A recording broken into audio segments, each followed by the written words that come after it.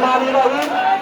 আজকের এই ইফতার মাহফিল মধ্যপাড়া ইউনিয়ন কর্তৃক আয়োজিত ইফতার মাহফিলের সম্মানিত সভাপতি মধ্যপাড়া ইউনিয়নের সাধারণ সম্পাদক অ্যাডভোকেট আলমের সহ ব্যক্তিবৃন্দ সহ আরো উপস্থিত আছেন কালিয়াকুর উপজেলা বিএনপির নেতৃবৃন্দ, যুবদলের নেতৃবৃন্দ, ছাত্রদলের নেতৃবৃন্দ, সকলকে আমার সালাম, আসসালামু আলাইকুম।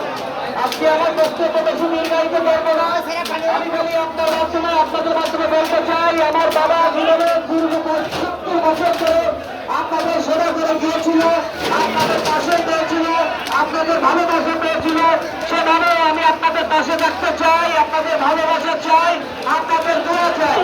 আপনাদের ভালোবাসা ছাড়া, আপনাদের দোয়া ছাড়া আমাদের যাবার জায়গা নাই।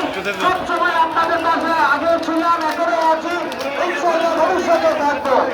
আজকে আমি গভীর সত্যবাদ মনে করতে চাই আমাদের গরিয়াদি ছেলে সম্পদ ব্যক্তিকে, যিনি দীর্ঘ 25 বছর আগে এই দিনে ইন্তেকাল করেছিলেন। ইন্না লিল্লাহি ওয়া ইন্না ইলাইহি রাজিউন। আল্লাহ যেন ওনাকে বেহেশতে নসিব করেন।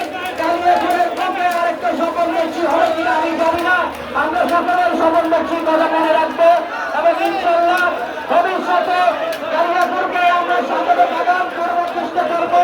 ওই কালিয়াকুরের বাগানের বড় সময় সমস্যা না হয় সেই ব্যাপারে আমরা চোখে দিব। আমরা কখনোই কারো ক্ষতি করতে চাই না, সকলে একসাথে মিলেমিশে কাজ করতে চাই। আপনাদের সকলের কাছে আমার নেতা জনাব তারেক রহমানের জন্য দোয়া আছে, প্রধানমন্ত্রী খালেদা জিয়ার জন্য দোয়া আছে, আমার পিতা জমির আহমেদ সিদ্দিকী সাহেবের জন্য দোয়া আছে। আমার বক্তব্য শেষ করছি, সবাই ভালো থাকেন, সুস্থ থাকেন। খোদা হাফেজ। বাংলাদেশ জিন্দাবাদ। শহীদ জিয়া অমর, খালেদা জিয়া জিন্দাবাদ, তারেক রহমান জিন্দাবাদ, জমির আহমেদ সিদ্দিকী জিন্দাবাদ। আসসালামু আলাইকুম।